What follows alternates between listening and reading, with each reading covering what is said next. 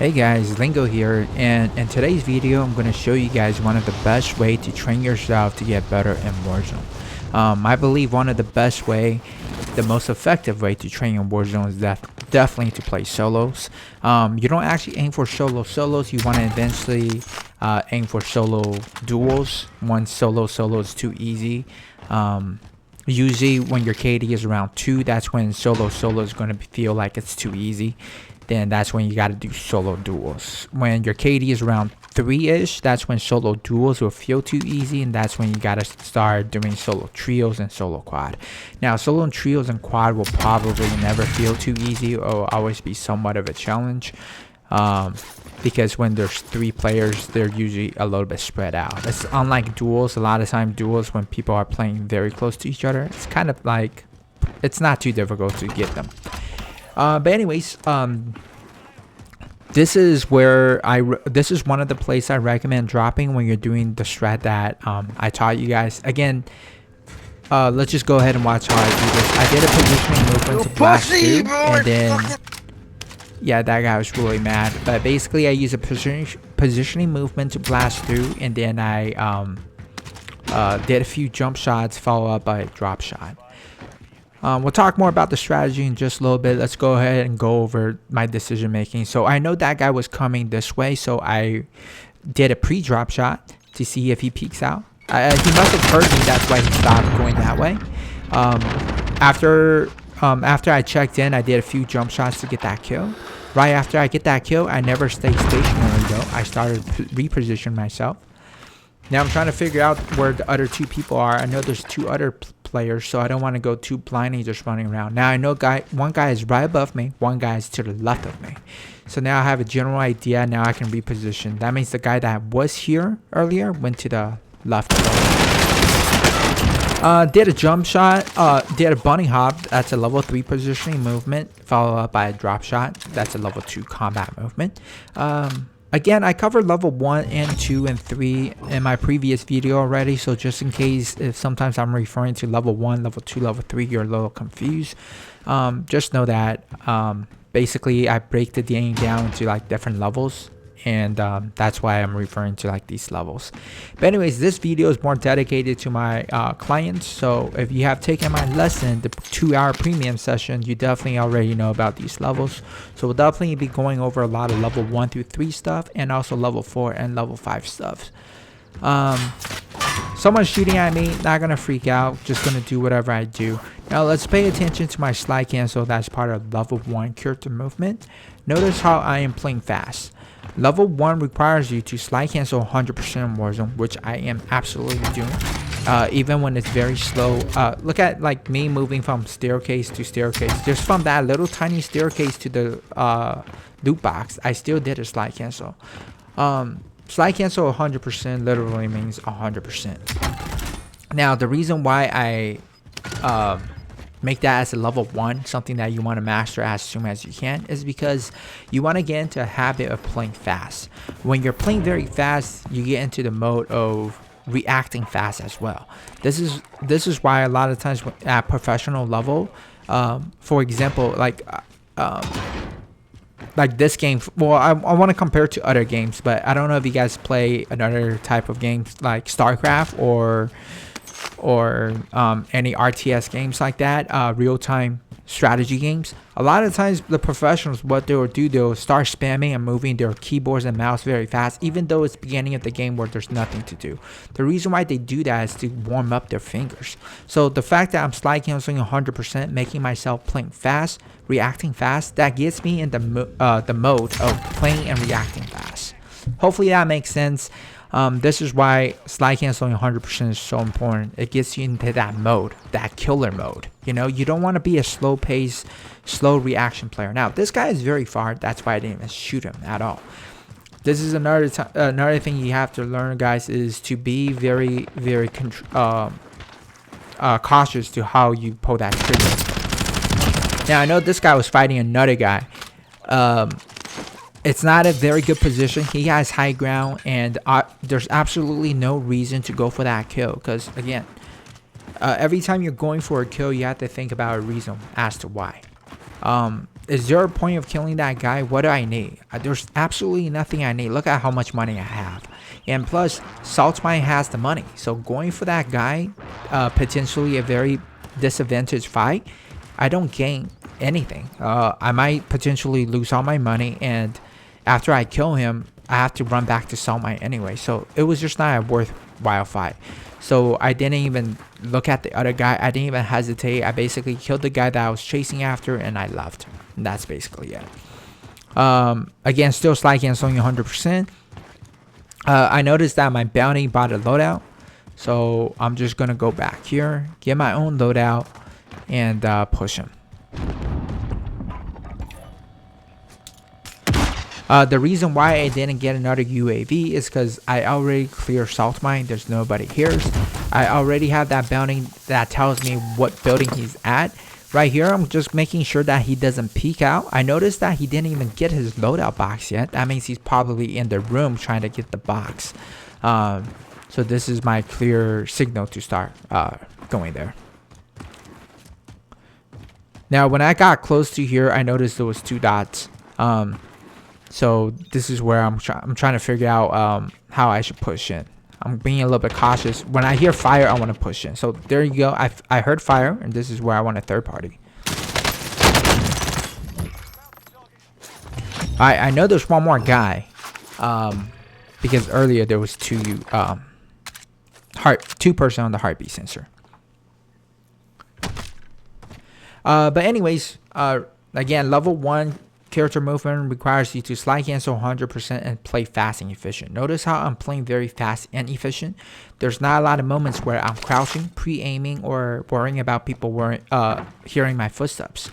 So when you're playing this game and you find that you naturally feel like you want to crouch a lot because you're afraid the enemy is going to hear you, then that is a type of fear. Notice how I'm fighting this guy. I'm not crouching. I'm not pre-aiming. I'm not walking, trying to be discreet with my footsteps. It's okay that he knows you're there.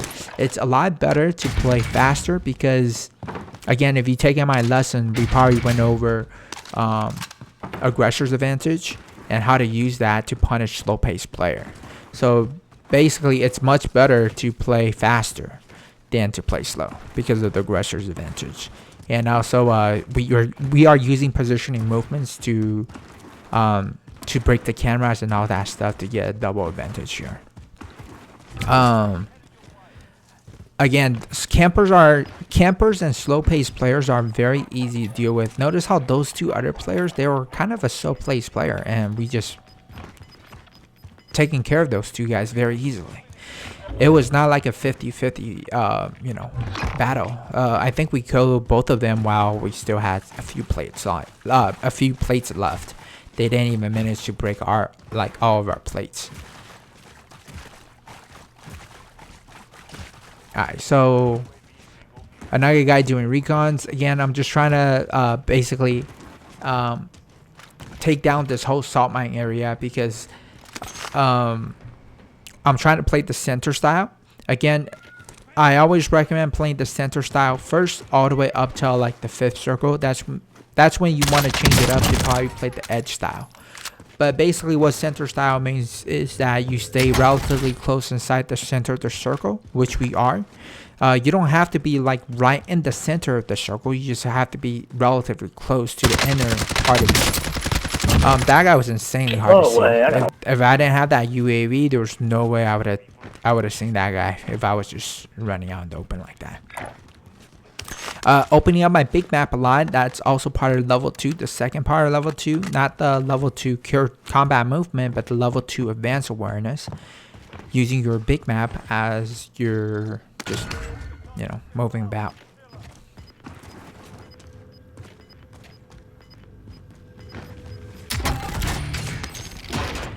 Alright, so we got some downtime. Let's talk about why I didn't upload a video for so long. Well, the reason why is because I just recently got a job. I think I mentioned that in my last video, but basically I've been working and every single day I've been coaching. So I've been coaching, going to work, come back, sleep, and then just coaching and going to work.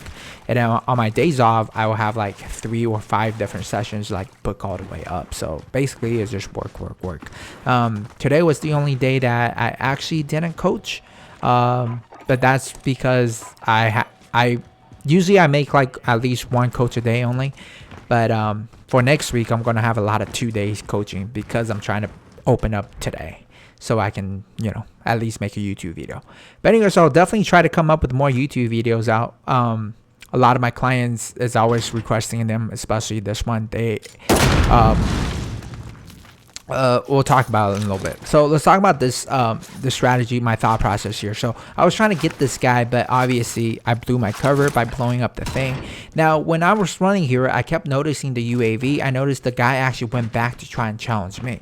So right here is telling me that this guy is probably not a bad player, so I'm being a little bit more cautious. I'm already thinking into this fight that this guy is probably not going to be a bad player. He knows what he's doing. Look at those claymores that he put up. Very smart. And the fact that he went back towards me, he's not afraid to challenge me. And the thing is, he was a pretty decent player. Right there, I threw my nade right in the middle. So if he does charge me, I can blast him while I'm shooting at him. And if he does shield up to stop my bullets, my nade was gonna kill him. So I actually thought that out before throwing that second nade. The first nade too, I thought about it. The UAV showed us he was up there, so I threw it and then peeked.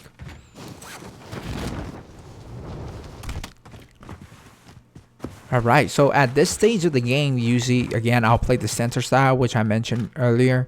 Center style just means you rotate early and you go straight to the center of the map. You don't have to be literally in the center of the map, just be in the inner ish area of the map, so you don't have to travel too far when the circle closes. And again, usually around the 5th circle, again, it's gonna differ based on the map, but usually it's the 5th circle, sometimes the 4th, sometimes the 6th, but around the 5th circle, that's when you start playing the edge style, which is what I'm gonna do in this game. I'm not just gonna randomly shoot the car. There was no shot. I'm trying to get a better position. This is definitely a good position, that's why it's one shot. The other previous version, there was no way I was gonna kill him because of the angle. So when you can't kill the guy, don't just randomly shoot. Just like the previous time when I was chasing the guy out of salt mine, I saw him far away, but I didn't just randomly shoot. Now this is where I'll add in some recon. So I was planning this the whole time. I knew that salt mine had a few recons, so I was trying to guard this entire salt mine area to save these recons up. After the 1st and 2nd circle closes, this is where I'm going to start, you know, popping those recons and finishing it, so I can know relatively close when I need to start playing the edge. Now I don't need to know where the final circle is at. See, I did enough recons to know that this is where I want to play the edge style. So basically what edge style means is you're gonna push very late and you're gonna be pushing along with the gas. So this way you don't have to worry about people behind you because nobody will come out from the gas. Again, this is when you'll play it around the 5th circle. And as you can see, right now it's the 4th circle, but pay attention to the yellow recon thing. That circle is the 5th one. So again, the 5th circle is usually when you want to be playing the edge style. And that's exactly what I'm doing here. I got shot in the back, so I know there was another player outside in the wood somewhere. So that's why I repositioned, just to see if I can peek out. That guy is probably further, or maybe he's ghosted.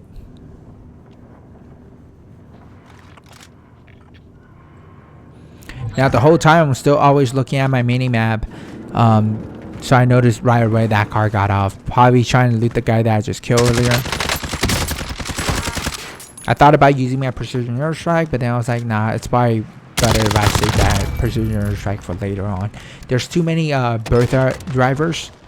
Again, I'm still looking at my mini-map, so that Bertha got off, but before that Bertha player got out, there was also another person on the mini-map. So I know there was one more guy besides this person that's on the Right now, notice how I'm not moving out anymore because I'm playing the edge style. I already determined where I want to play the edge style. I'm not playing the center style, so that's why I'm not getting away from this spot. And the reason why I'm picking this spot is because this spot is the high ground. So I am going to do whatever I can to take and hold down the spot. I thought the guy was still on the top, so I pre-shot right side, but unfortunately he got there. He wasn't there. It was a little unfortunate. I got sniped and I had very little play already going to that other fight.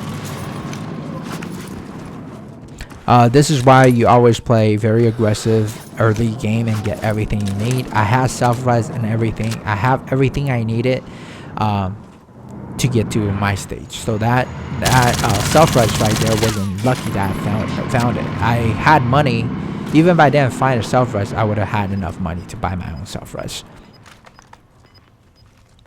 Alright, again, so people keep wanting this spot, but I'm not giving up this spot. I'm gonna die for this spot because I know that the thing is you want to play for a win. So I'm not just gonna leave this spot just because it's too there's a lot of players. I'm not gonna avoid fights. If it's a necessary fight, I'll always take it. Now this is the spot I want to be at. So anybody who's trying to take the spot, I'm gonna challenge them. But I'm not going to randomly challenge some random players and go out there hunting for random kills. Every one of my kills are strategic. It has to be a reason. Now, the reason why I'm killing now, even though I don't need the money and all that stuff, is for this position. For this high ground edge. So that guy took the car and drove off. So I'm not too worried about the person in the house because I'm already assuming that's the only person that was left in the house and he drove off. But no, can never be sure, be too safe. So I'm still playing very cautious here.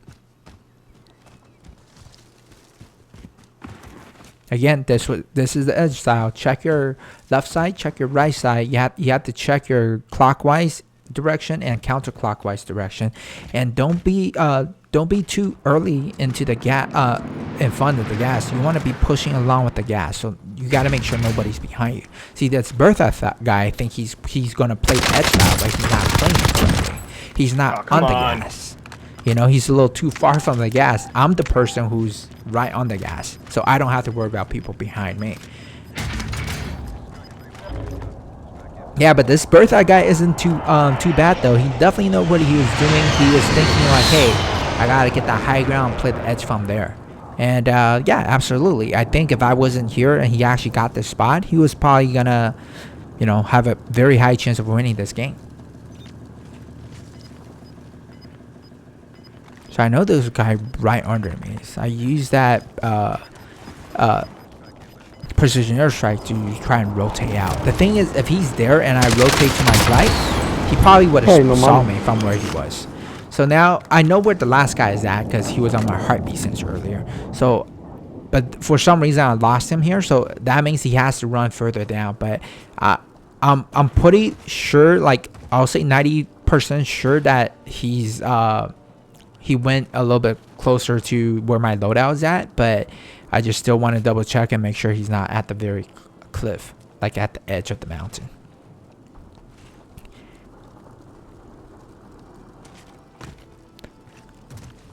So I'm not too worried about that building with the window because you can't actually be on top of that window. That building is actually it's just ground floor. There's only one floor. Now I have the perfect position. He can either come up from my left side or my right side. Most likely my right side, because you have to understand that this guy is also scared. He's trying to find me. So the chance of him going to his left is very unlikely. He's most likely going to go through this building area to get cover for himself. And I was absolutely right. Got that easy kill at the end, and that was all because of that position. You know, right when I look at the map, I already determine where I want to play the edge from. Usually, it's very easy to determine where the edge you want to play from. It's usually always going to be the high ground, and as you can see how broken it is to have high ground. You basically can see everything, have everything under your control. Anyways, guys, I'll see you guys around. Hopefully you guys enjoyed this video. I'll probably make another video, the same video that I just made, but I'll just probably just cut out the very beginning of the part, because a few of my clients wants to just see how I clear out some of these places that I recommended, and Salt Mine was one of them. Anyway, see you guys next time, guys. Later.